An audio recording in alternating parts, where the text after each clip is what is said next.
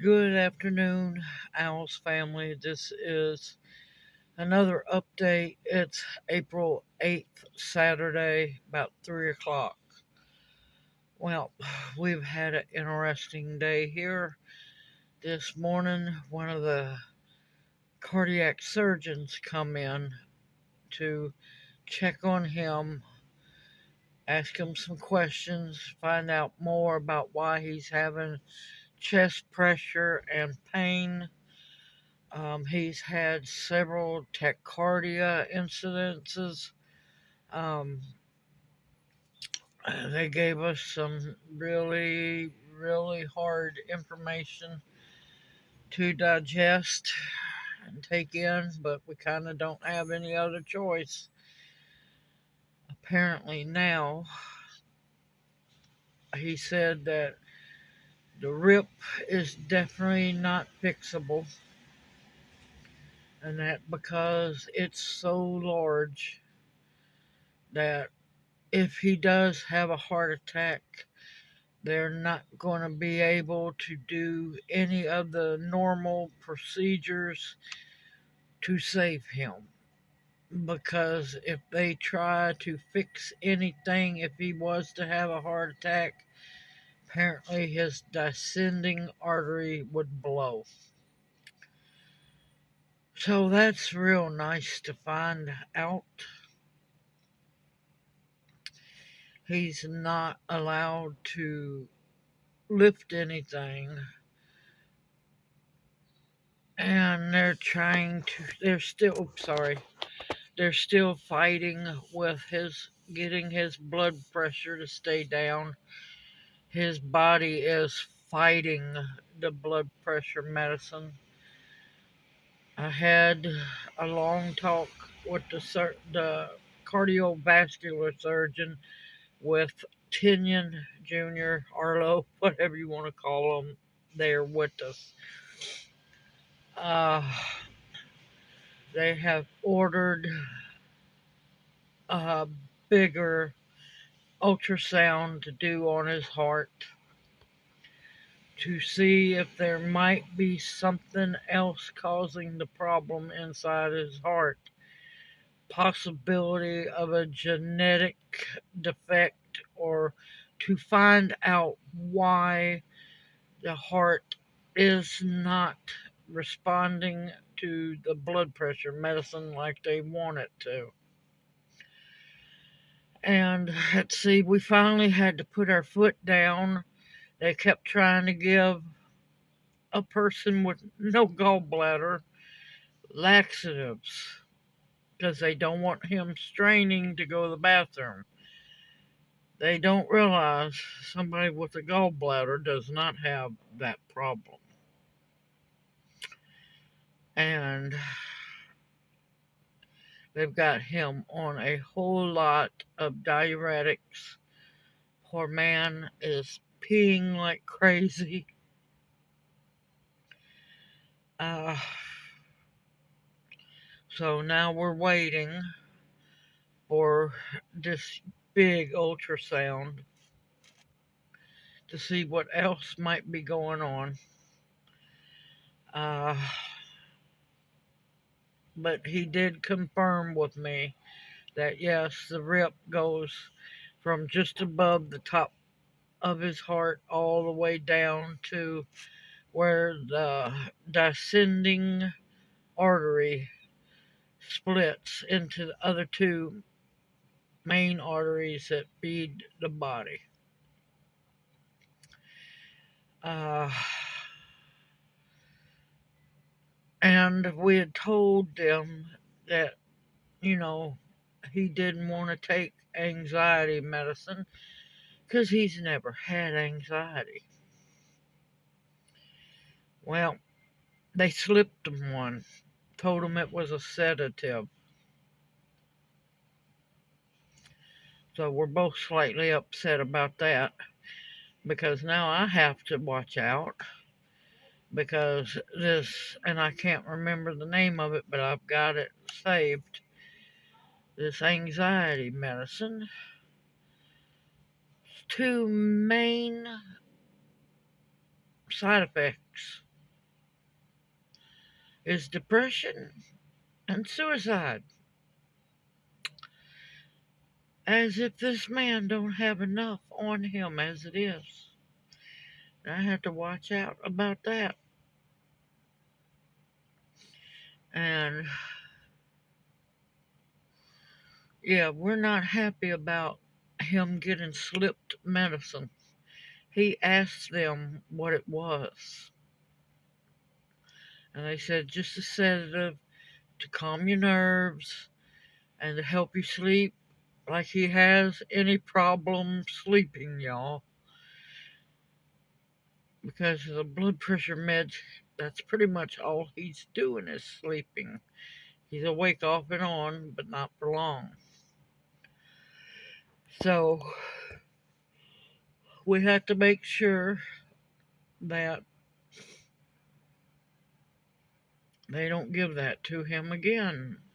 Because another side effect of this medicine is if you start taking it, you can't just drop taking it. You have to be weaned off of it. So we're hoping that it's only going to be this one time. Because the last thing I need is to worry about him getting depressed or suicidal tendencies.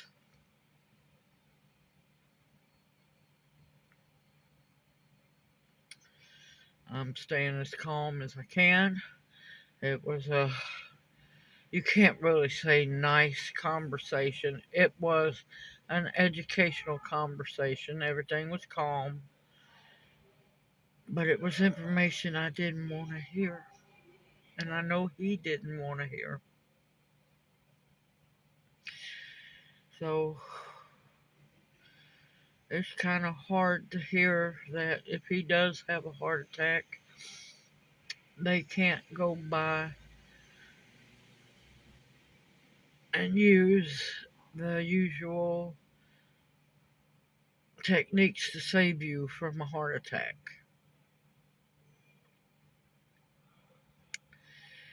So, yeah, I don't know if it's true or not, but I tell you, I don't know how much more, y'all. I'm waiting for some good information. Some good information for a change. This is day 10 of being trapped in the hospital. I know I've been posting shorts. It's just small things to take my mind off of what's going on, y'all. Just small things.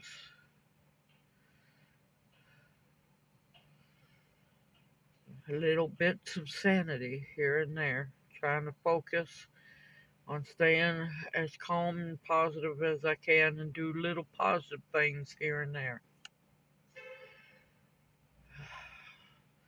Of course, it's a holiday weekend.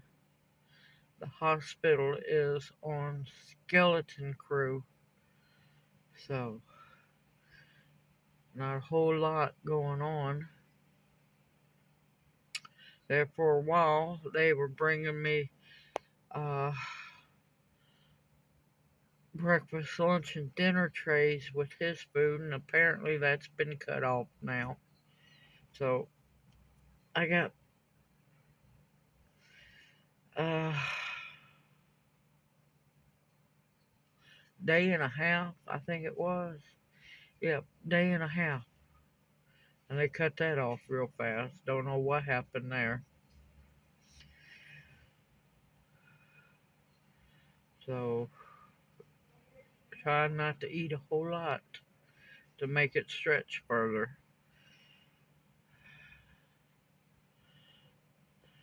But so far, that's the update for today. I will finish, I will do the second part later on once we know a little bit more. But yeah, like I said, I wouldn't wish this on anybody. Nobody deserves this. Nobody. And I'm trying to keep y'all posted as often as possible.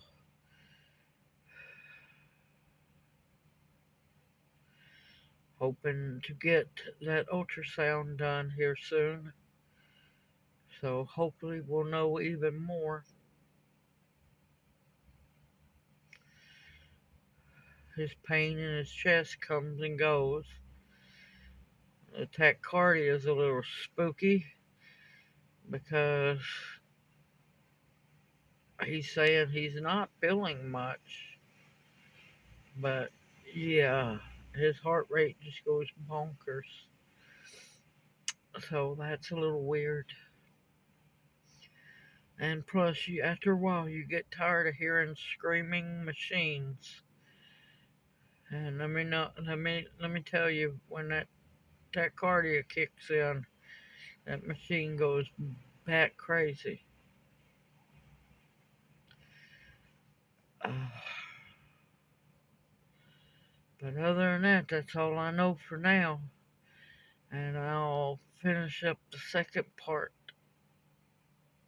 later on this evening. And of course, this will be posted Easter morning. Y'all stay safe and sound out there. Tell your loved ones you love them every chance you get because you never know. You just never know. All right. I love y'all. Y'all have a great weekend. And I'll do part two later this evening. Y'all take care. Well, good evening, Owl family. This is the second part of the update. It's about 6:30. I don't know how much two people should have to go through. Second part of the day has been an emotional roller coaster. Okay, about a little before 5, a different surgeon come in. It's the what I'm just going to call the dissection man, who takes care of operating on dissections here in this hospital. Completely different information. Completely. He said that yes, it could be operated on. I know, I know. He said, but as long as sorry y'all, as long as his dissection is in his descending artery, it's more dangerous to operate on that one because it's so long.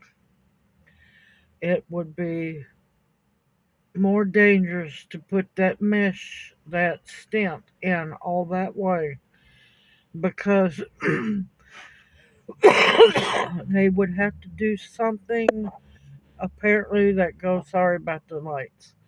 It would There would be also surgery having to be done to the blood flow to his spine, which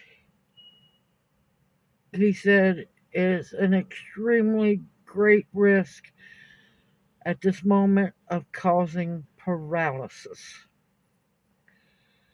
He said that's the big problem. He said fixing the dissection is not hard to do. He said, but he cannot guarantee that the paralysis won't happen. He's going to do another scan of the dissection tomorrow to see how it's doing because everybody's now worried that he's having chest pains.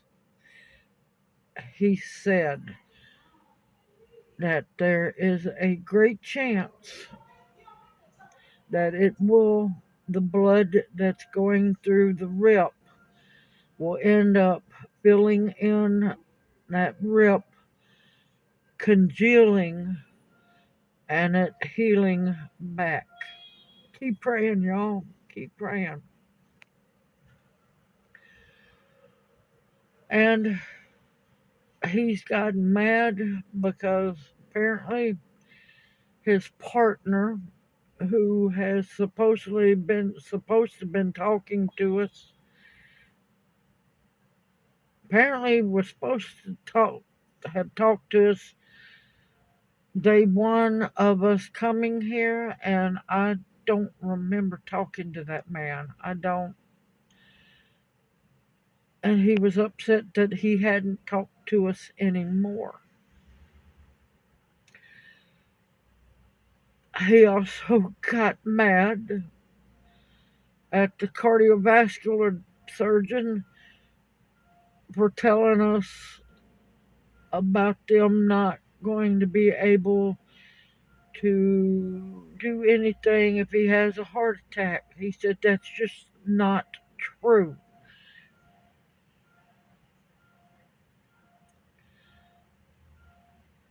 So he's going to do a scan tomorrow because they're worried about the pain in his chest. And he said their main objective now is to get his blood pressure under control. Under control. I had a long talk with him. We both did. And of course, during that time, his blood pressure shot up because not only him, not only Junior, but me, we have been under ungodly stress through this whole ordeal. 10 days of pure hell. 10 days of being lied to, being in the shadows, and so much. And he also got really, really upset about all the lies that has been told to us. And he said it's not true, that he will not have to go on disability. He said once we get that to heal up, he says he'll have to be careful. But it should heal back up and close. The rips should close. And there should be no reason why he can't go back to driving as long as he keeps the blood pressure under control. He said he'll be able to do that once he heals. Once he heals. So here we go. Another whole different story. Another whole different story. Now, before that doctor came in, I wished I would have recorded it, but I was too busy holding Tinyon's hand to try to keep him calm. You are allowed by law to say that you do not want to take certain medications. Now, from day one, he has told them that he does not want to take any anxiety medicine. That's his right. They snuck one in on him this morning. They snuck one in on him.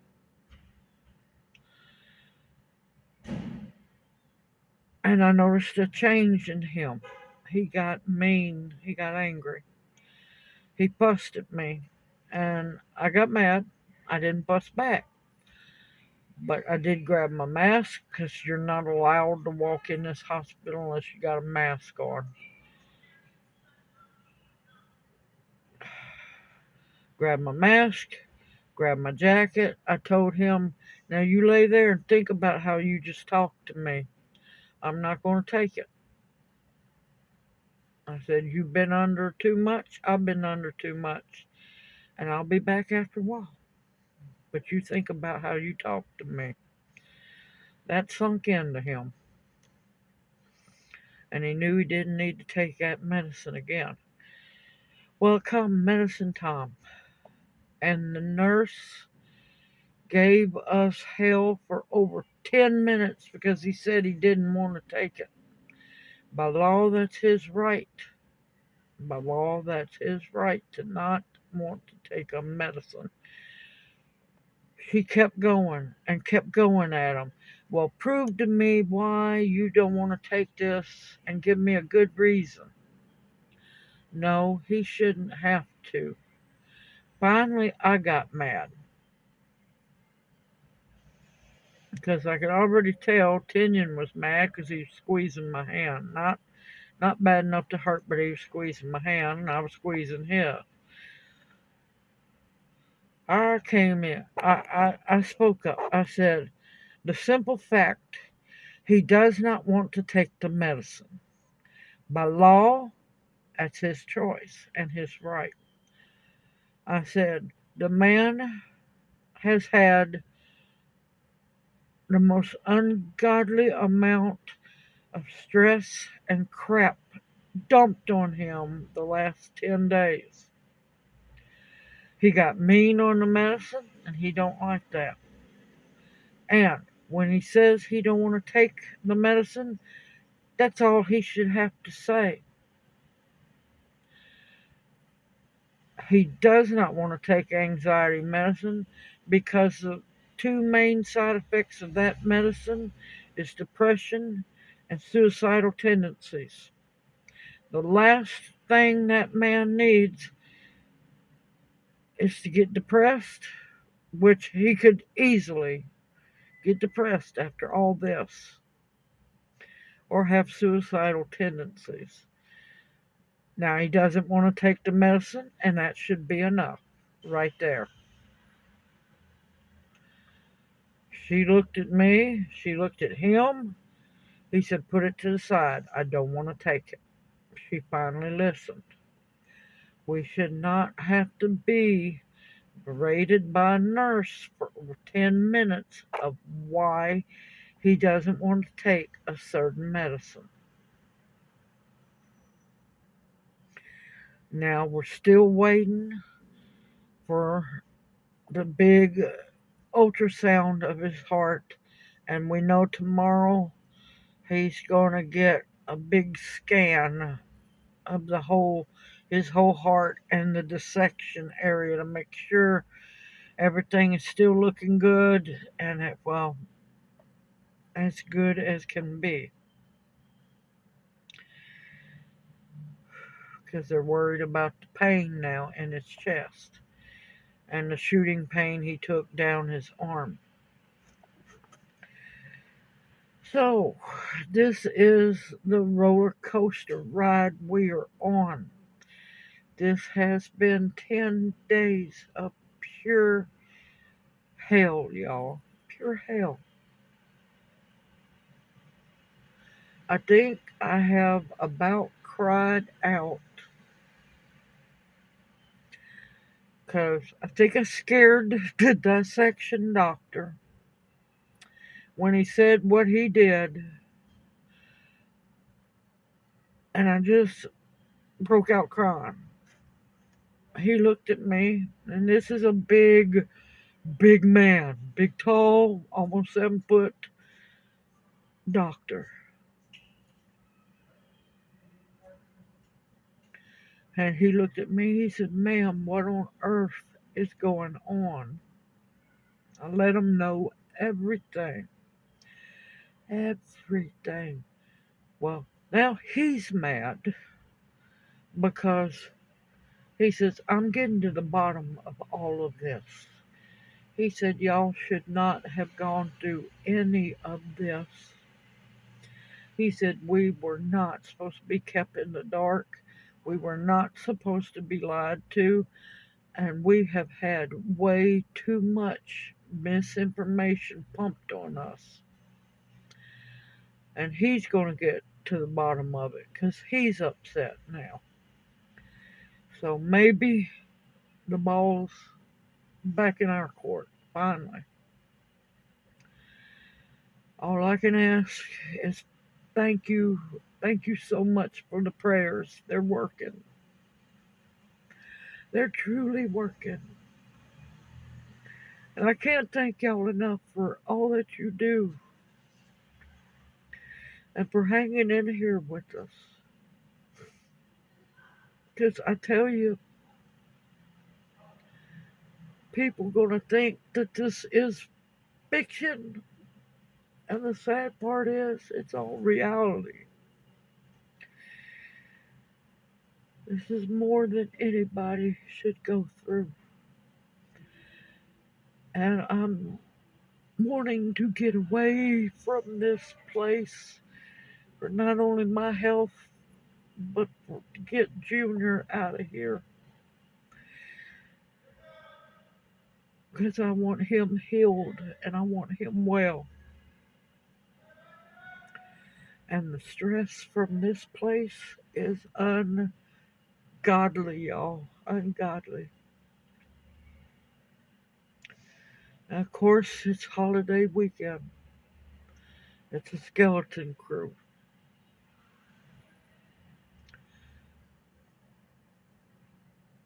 But my gracious, I'm telling y'all,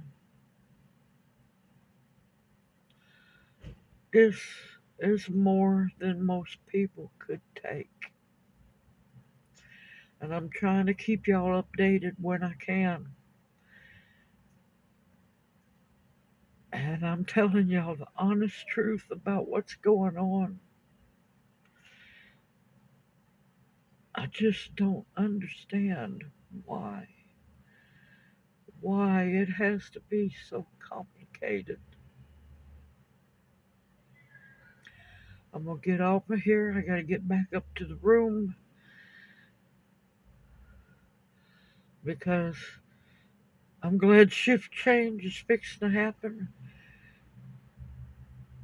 because he is so mad at that nurse. He informed me, and he's not a violent man.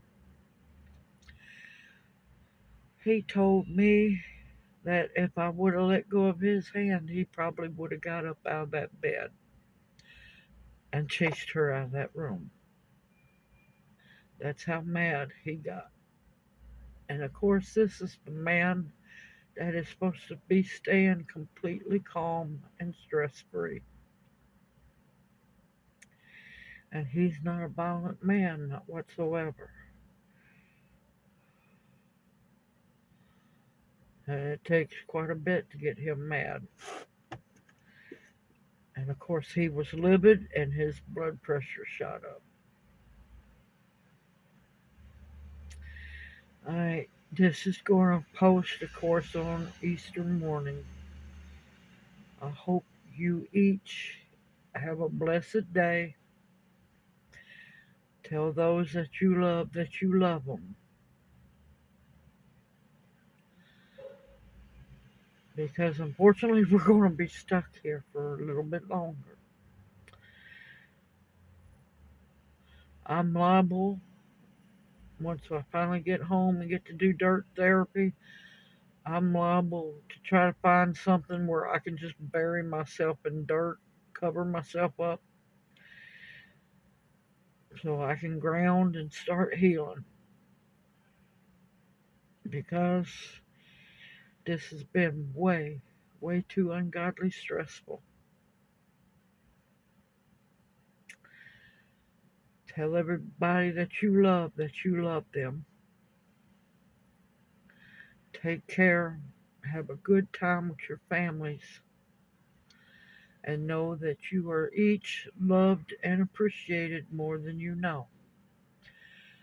And I will update tomorrow once I know more things, and hopefully the craziness is fixing to stop.